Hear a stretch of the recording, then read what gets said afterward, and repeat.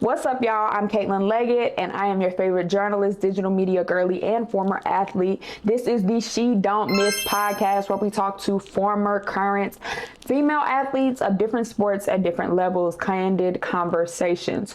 Cool. Today's episode is a little bit different. I want to address a previous episode where I made the claim that volleyball is a white girl sport. Now, let me just give a little background. If you know, you know. I'm a former volleyball player. I played at North Carolina Wesleyan University. Prior to that, I played at Clark University. Prior to that, I played all throughout high school. I started in middle school, played abroad in Scotland, I'm saying, just a tad credential. Your girl was injury prone. I will not tell a lie, okay? College did me in, but yeah. So I just want to start there. But with that being said, I was talking to my former teammate just about volleyball being a quote unquote white girl sport. Let me clarify what I mean when I say that. So number one, saying that volleyball is a white girl sport does not mean that only white girls can play the sport. No, when I say that, it's to say that the sport is traditionally and has been historically predominantly played by white women. Yeah, I don't know how else to make it more clear. There was a lot of discourse on TikTok and on Instagram just about that claim, and that is literally what that means. So I want to unpack some of that based on my experience, but then also based on facts. So if we were really going to get into it, I've been playing for, let's say, well over 10 years, probably closer to 15. Cool. In almost every aspect of me being a volleyball player, there are a couple of different things that kind of go into this trope that volleyball is a white girl sport. So let's just start off with number one. Volleyball is an expensive sport, okay? We're not talking AAU basketball. Granted, AAU basketball is expensive, but we are talking, you are playing for training facilities. You're playing for tournaments. You're playing for travel and lodging. You're paying for the coaching that you're getting. And volleyball, unfortunately, is just not one of those sports where you can just go in dolo. You can't just put up a net and play by yourself. You do, in fact, need training. You need more people to play with to get better. Now, granted, there's a ton of skills training that you can do outside of having a net and outside of having a court. But to get better at the sport as a whole, you do have to specifically go through club volleyball. Yeah, and I think this may also be a little more dependent on the area that you're in. If you're in an area where volleyball is big, I went to high school where volleyball was big, okay? So you could get better in high school, but unfortunately that one-on-one training that you need is in club volleyball. And it's like that in most places. But I'm sure if you're in the areas like Nebraska or the Wisconsins or California, I'm sure there's going to be a large demographic of great high school coaches, players, training for you to learn from. But volleyball is truly one of those sports that you have to be playing year round to get better, because the girlies that are making their high school teams, a lot of times you're not getting recruited out of high school. You're getting recruited out of club.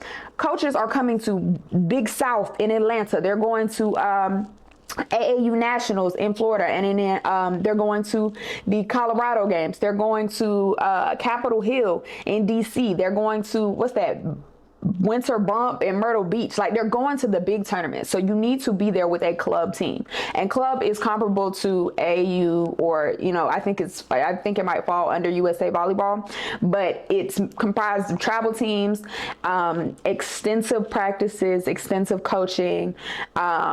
You play in different divisions, open divisions. You get to see talent from all over, but it is important and it's essential in your career. I played club volleyball all throughout my experience, and it was expensive, y'all. And I wasn't the one paying, but we are talking easily upwards $3,000 to $4,000.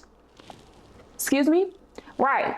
That's an investment. That's an investment that my parents made in me because the sport was that important to me. it was that much of a passion for me. But that is extremely difficult for any family of any demographic to do. But that right there, that separates you, okay? That separates you. And on top of that, we live in America. Volleyball is just not, as it's growing, I will acknowledge that it's growing. Volleyball is not basketball, football, or baseball, okay? I know that. So let's start there. That separates some of that already. Cool. Then I think sometimes when you don't see people playing your sport, it deters you from even thinking that you can do it. Now, I will say I grew up with role models. Megan Hodge at Penn State, let me tell you something. To be there was a time, okay? Mind you, I played, my very first club, if I'm not mistaken, was Jammers Volleyball, and her dad, Mike Hodge, actually ran that club. And playing under them, but also being able to see Megan Hodge went to Penn State, won natties, and then went overseas to play. I believe she was playing somewhere in Asia, or yeah. To see someone playing professionally at that level and to have her be a Black woman, representation matters. I'm not gonna lie to you, because honestly and truly, I had a lot of different role models that were playing volleyball, and that's how I got into the sport. Shout out to my big sis Maya. Like, she was one of the people I knew that was playing volleyball, and she was good, and I wanted to be like her. Cool. So representation truly does matter, and I think that's a big thing that people don't acknowledge. And unfortunately, if we look at the NCAA right now, I want to say that they came out with something in February saying that there were somewhere just over 2,000 Black volleyball players in the league. So that growth is important not only to the sport, but to the future of the sport, because the way that you get more people coming in, the way that you get more players, you see more representation at that level, at those high levels, at those natty Final Four, semi-final levels. That helps your youngers, that helps your babies, okay? That helps a little young girl that thinks that she may or may not be able to play college volleyball, be able to play college volleyball. Hello, thank you. Right? Even professionally. Now we're getting those teams here in the US. We have the Love B volleyball league. We have Athletes United. We're getting more opportunities here in the States to excel past college and post-secondary for volleyball. So I love that, and I think that's amazing, but it does start with that representation, you know, in schools, seeing Black girls playing, that type of thing.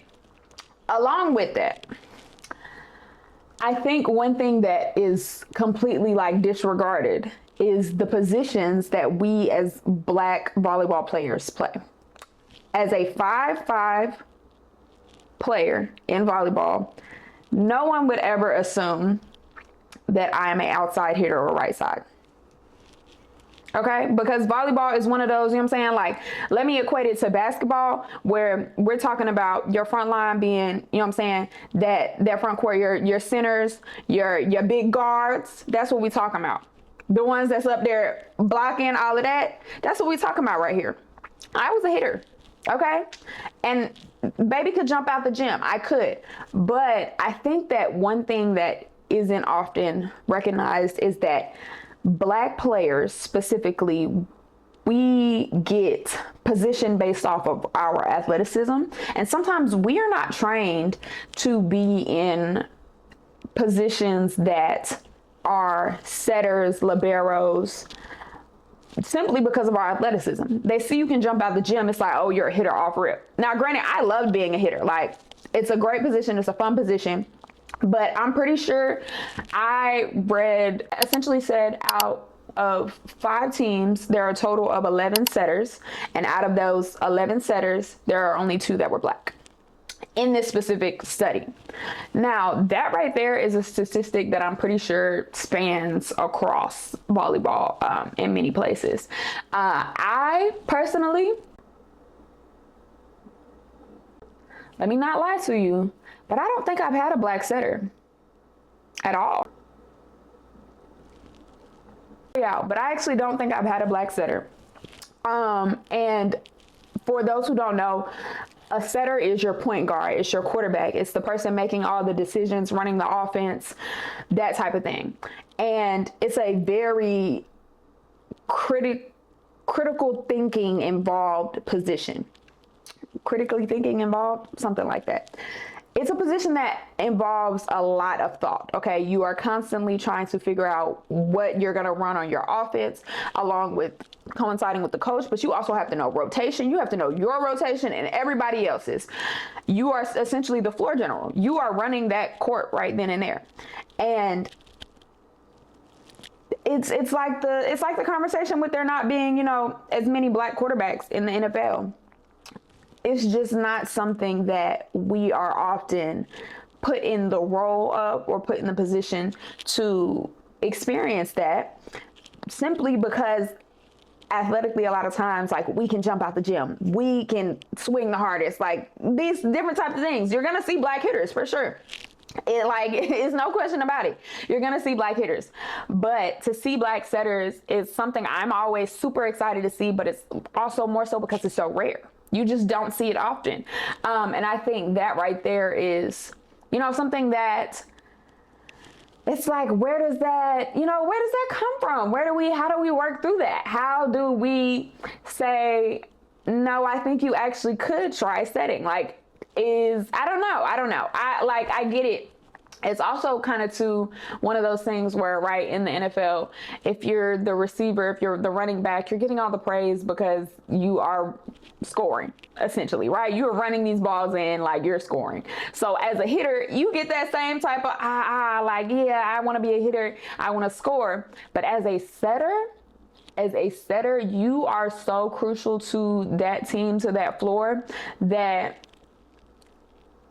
it's a different level of praise, I think, if you're a talented setter. And I would like to see more black setters, obviously, but more setters of color just in general across the board. But that also right there is kind of where that disconnect lies as well. Not only are we not seeing enough black women in the sport, again, I acknowledge that we're growing, but there is a disparity. The disparity lies within, like, us being in the sport, but also when we're in the sport, where are we lying just in terms of, like, our positioning? Because also, in terms of you being a setter, that increases your longevity as a player. Okay. And, like, I say longevity not only to mean, like, you staying healthy, but also you staying in that lineup, because setters are crucial. Like, you will see setters go throughout the program and stay all 4 years because, like, you are needed. Like, you are the floor general, and we're not trying to run through 5 and 6 floor generals. Now, I'm not saying that they won't, if they need it, they will. But yeah, so that's something I would like to see us get a little more into as well. But that's just a part of that conversation as well. Cool. And then again, like I said, like, volleyball is growing in the US, and I love that. I think that's an amazing thing, but we still do have to acknowledge that, again, football, basketball, baseball, like, that's what America runs off of. Now, when you get overseas, volleyball is much bigger. That's why it's so big in the Olympics. Like, internationally, volleyball is huge. It's similar to soccer. But I think here in the US, there's still a lot of growth. There's a lot of work that needs to be done. But making that sport more accessible, I think, helps everybody. Like, first of all, I love the uptrend of, like, everyone watches women's sports. I believe that's Players Society that came up with that. Don't give me the line. Let me look that up before I say that.